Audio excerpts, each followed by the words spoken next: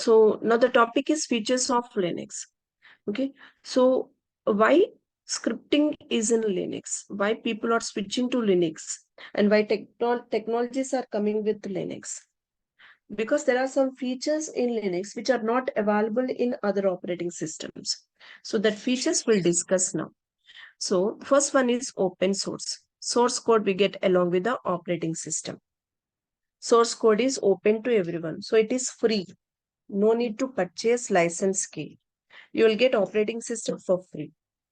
So that is the main advantage. So everyone can download and can install this operating system, Linux operating system.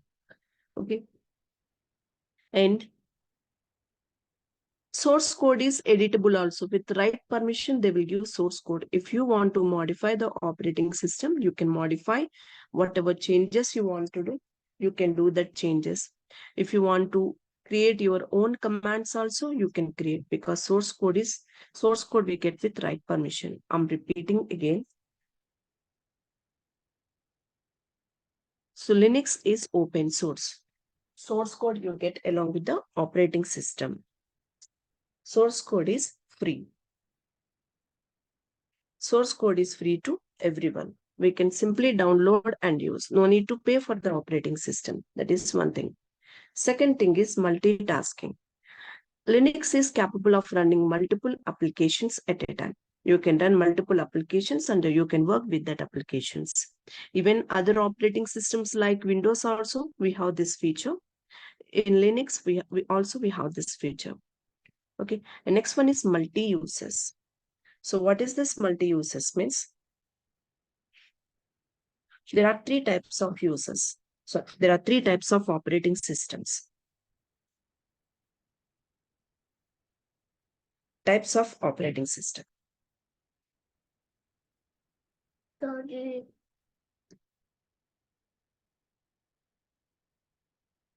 Single user, single task operating system, single user,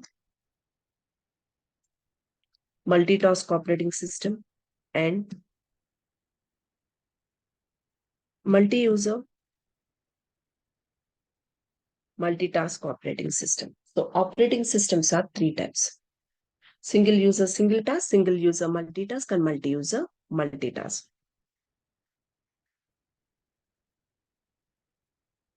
Okay, single user, single task means only one user can log in and that user can perform only one task.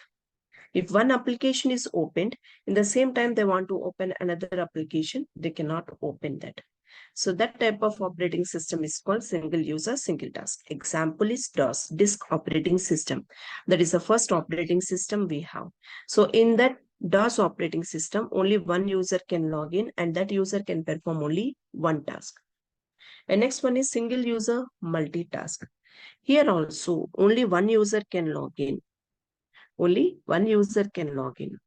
How many users list it is displaying. Still you can log in into only one user. But that user can perform multiple tasks. That user can perform multiple tasks. It means if they open one application, in the same time they want to open another application, they can open. But only one user can log in at a time. Only one user can log in at a time. When already one user is logged in, other user cannot log in. So what we do, we log out from one user, then we log in into another user. But each user can perform multiple tasks. So that is single user multitask. Okay, example for single user multitask is Windows. Example for single user multitask is Windows. And next is multi-user multitask. Multi-user multitasking means here multiple users can log in and every user can perform multiple tasks. At the time, 40,000 users can log in. Okay, so practically that is possible. 40,000 users can log in at a time. In multi-user multitask, and every user can perform multiple tasking. They can run multiple applications at a time. So that is multi-user multitasking. Okay, I'm repeating again. There are three types of users: single user, single task, single user, multitask, and multi-user, multitask. Single user, single task means only one user can log in and that user can perform only one task. Single user multitask means how many users list it is displaying when you switch on your computer, how many user names it is displaying. Still, you can click on only one user, but that user can perform multiple tasks. So if you want to log in from another user means first we log out from one user, then we log in into another user.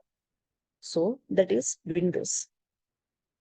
And next one is multi-user multitasking. Here, multiple users can log in at a time. How many users you created? You can log in into all the users at a time. How to log in into multiple users at a time, that I will show practically also in next sessions. Okay, and every user can perform multiple tasks. So example for that is Linux.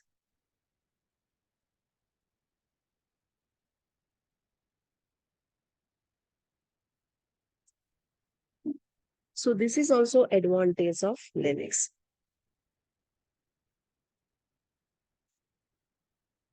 And next feature is portable. It means can be installed on all hardware architecture. Portability is there. So we can install Linux in any hardware environment. We don't require any specific hardware environment in order to install Linux operating system. It works with any hardware environment. If you observe AIX server, if you want to install AIX server means we need IBM architecture. Where we have IBM hardware architecture, there only we can install AIX server. You cannot use AIX server in different hardware environment. But Linux works with any hardware environment. Even Windows also works with any hardware environment.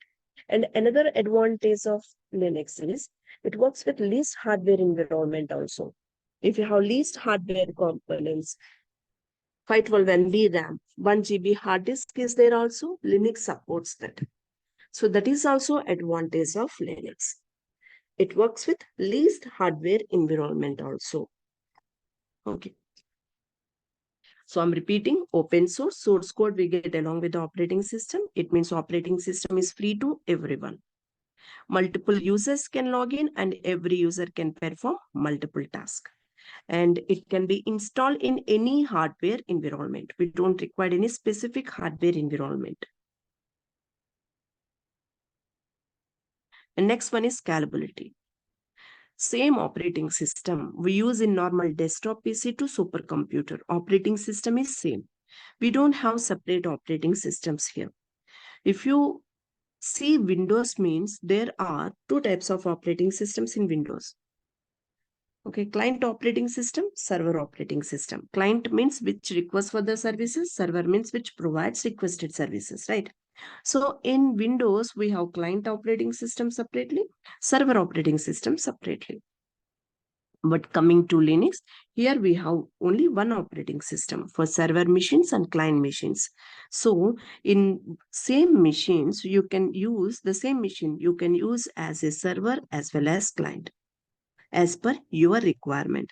So whatever operating system we are using here and whatever commands we are executing here, the same operating system and the same commands we use in real time also.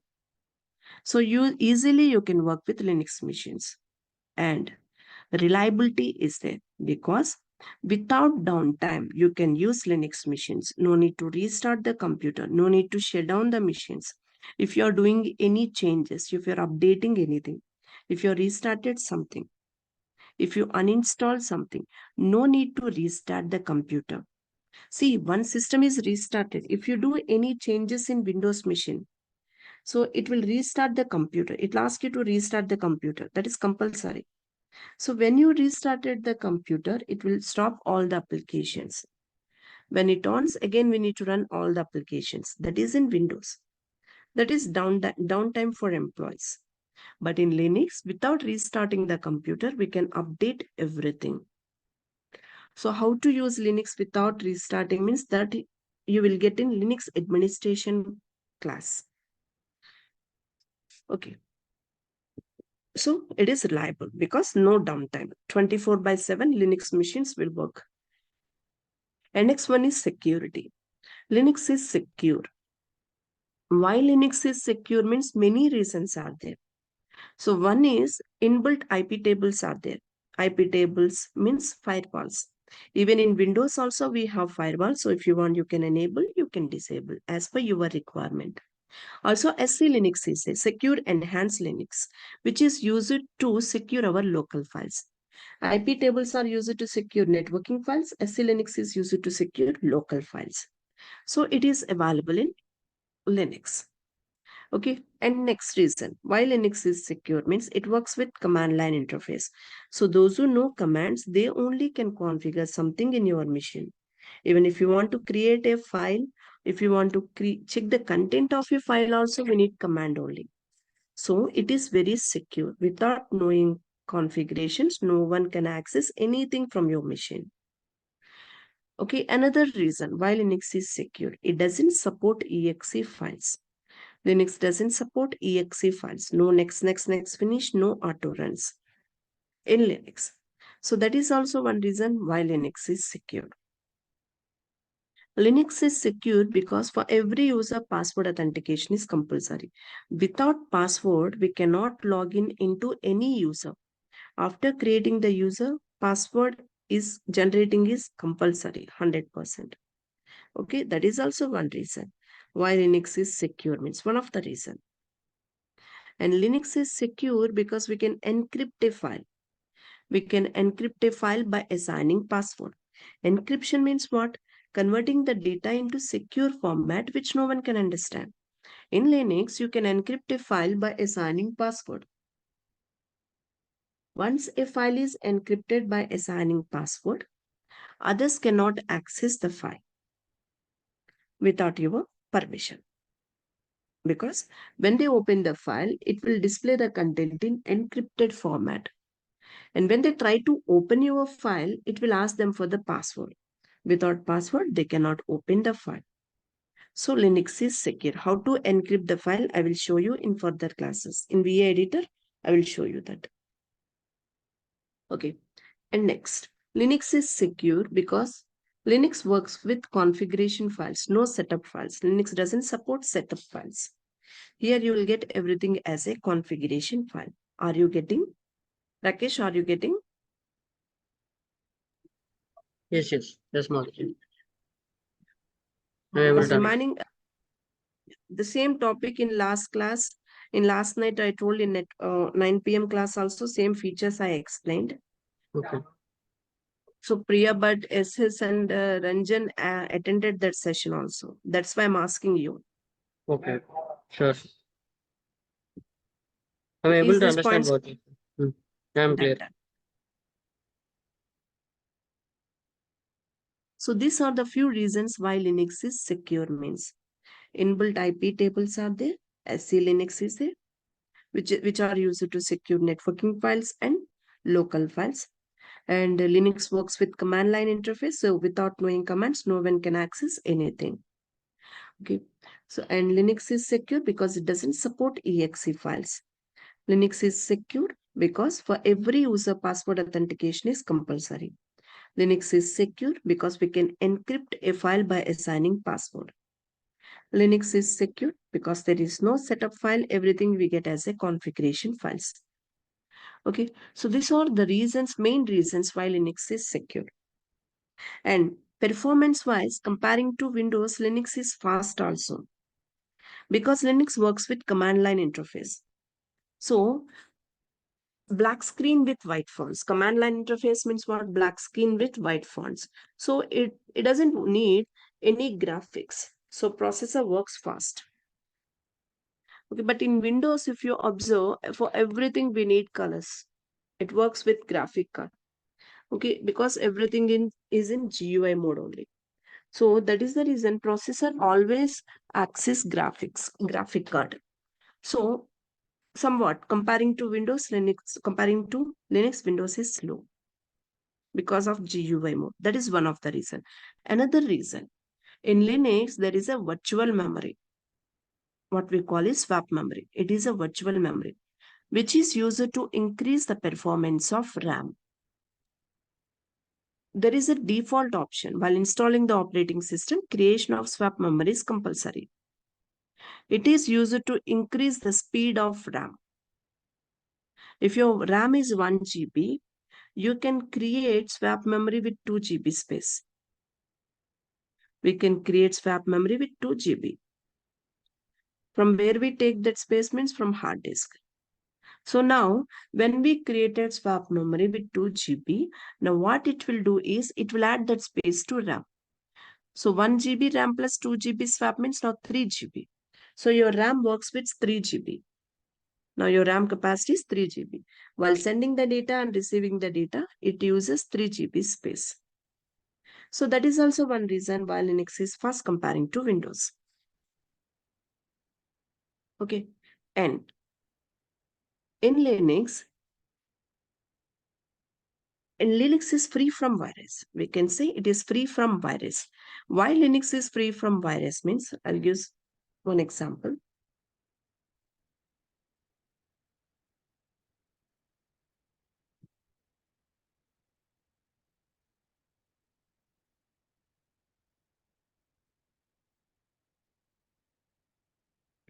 See, computer, it is an electronic device. Any computer. Computer means it is an electronic device.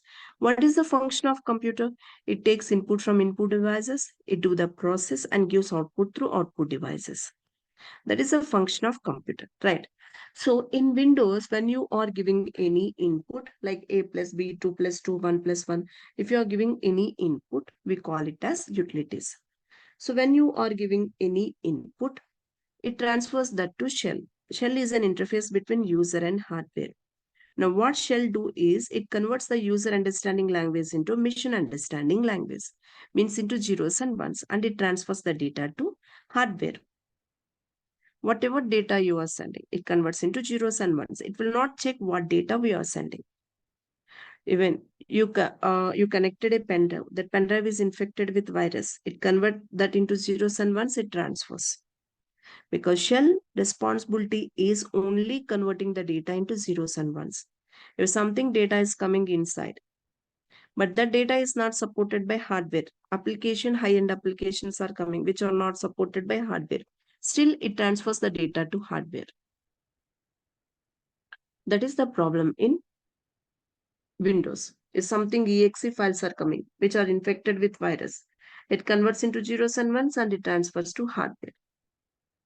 But coming to Linux, here, when we give any input, here we give input with commands. When we give any input, here also shell receives that input. What does the shell do? It converts the user understanding language into machine understanding language, means into zeros and ones. And then it transfers it to kernel. Now what kernel do? Before transferring the data to hardware environment, first kernel checks the data, whether the data is supported by hardware environment or not. The data which is sent by shell, the data is supported by hardware environment or not. First, it will check that. If the data is supported by hardware environment, then it transfers the data to hardware. Otherwise, kernel rejects the data back to shell. It rejects the data back to shell. Okay, so in Linux, there is a kernel inbuilt small software. This is okay. So when we are using Linux, so before transferring the data, it will check the data. It means kernel. Kernel checks the data, then only transfers the data to hardware environment. If the data is supported by hardware, it transfers the data to hardware. If virus is coming, virus is not required, it rejects back. Something exe files are coming, exe is not supported by Linux, it rejects back. Some applications are coming which are not supported by your hardware environment, it rejects back. If super user administrator authentication is not there, it rejects back. So Linux is free from virus because of this kernel. Okay, so these are the few reasons why we go with Linux operating system means why people are switching with Linux, why technologies are coming with Linux means these are the reasons. When you see nowadays Oracle also they are installing in Linux because they need to purchase Oracle. Again for operating system also they are paying means extra money. So if they installed in Linux means no need to pay for anyone. Directly they can install. Many reasons are there. People are coming with Linux operating system. Yeah, Priya, but we can install Red Hat in VirtualBox. It is possible. We can install any operating system in VirtualBox.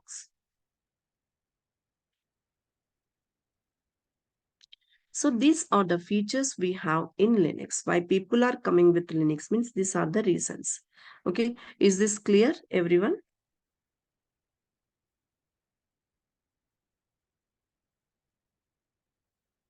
The points which I explained is clear to everyone? Priya, but Rakesh, SS, and Ranjan. Any doubt is there? Any point is not clear? You can ask me. I'll repeat.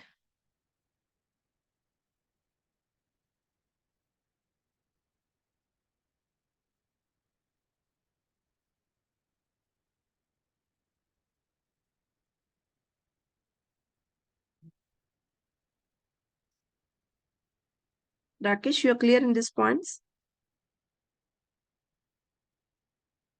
Yes, Madhuri. I'm clear.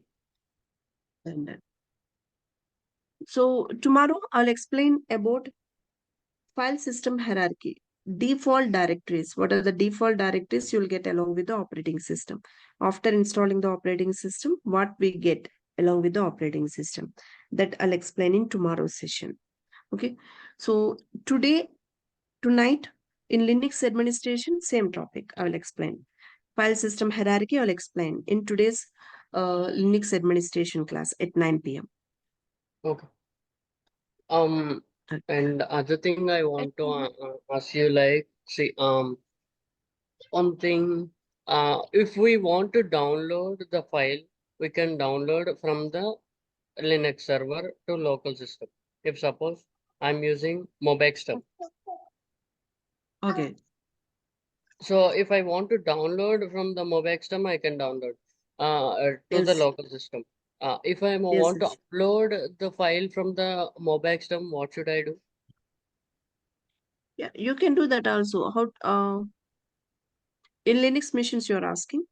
Yes. You want to upload something to Linux machine, right? Suppose if without using FTP or SFTP, how can we Yes, yes, upload? we can do that. Upload separately application will be there for Linux. Linux supporting applications will be there where we Okay. can upload and download. You can use So that. How you without are those, using we Mobex in can't. Windows? Yes, yes. Mhm. How you are using Mobex in Windows? You can use it like that in Linux also, but application is different.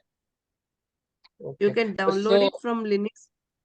with in using Mobexter, we can't do that. Mobex and for Linux, that is different. So that you need to use. But in Mobexter also, I'm using Linux commands, right? Yes, yes. So I'm can't telling we you upload using it? you can do that. That's what I'm telling you. Mhm. For Linux also, Mobexen is there. You can work with that. So using Mobexter, how can I upload a file? Do you have any command line? Upload or Yeah. download a file server? Yes, yes. That I have some run file. I mean, commands are there Mhm. that I will share with you. The commands. Okay. Simple only. It's not difficult. Okay.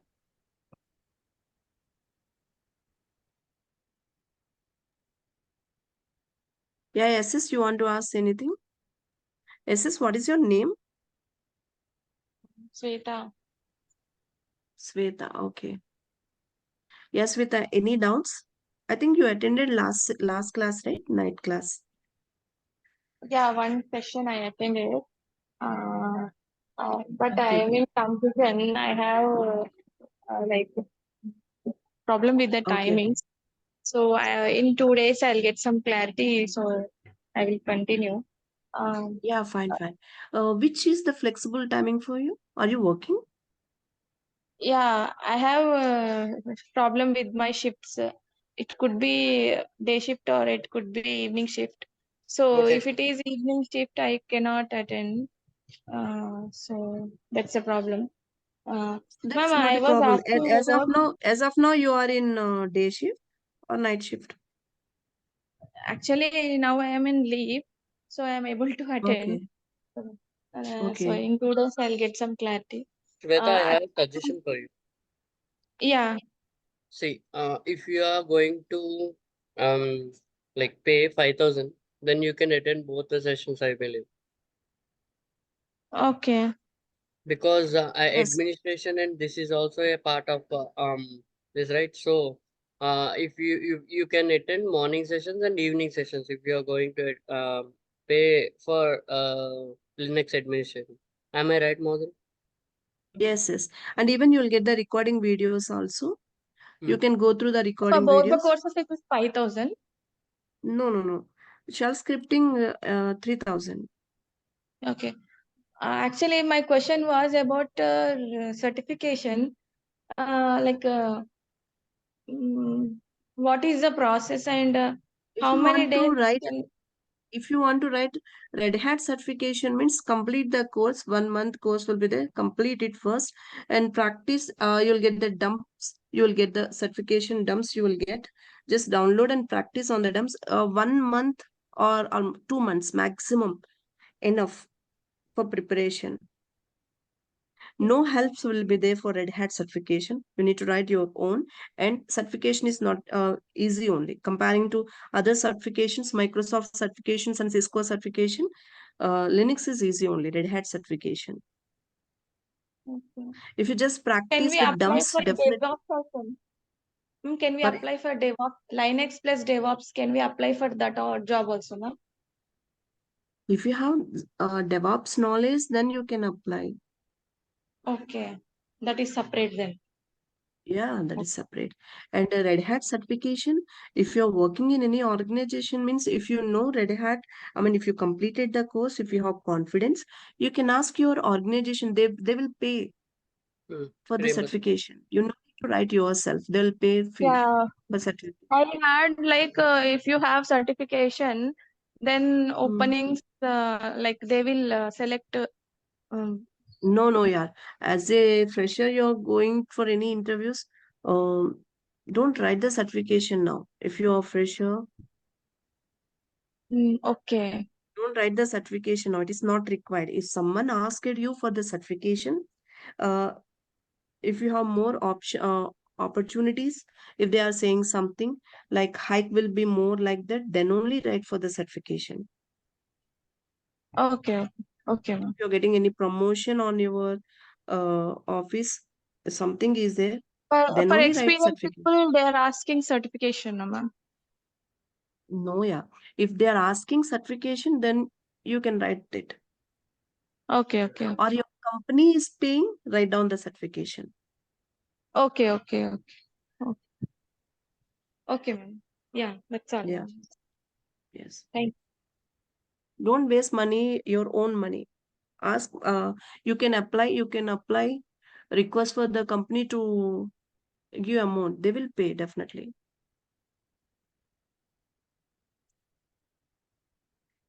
Okay, ma'am. Thank you. That's all, ma'am.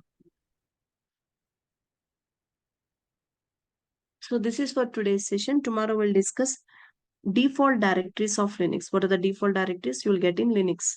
Okay, that we'll see in tomorrow's session.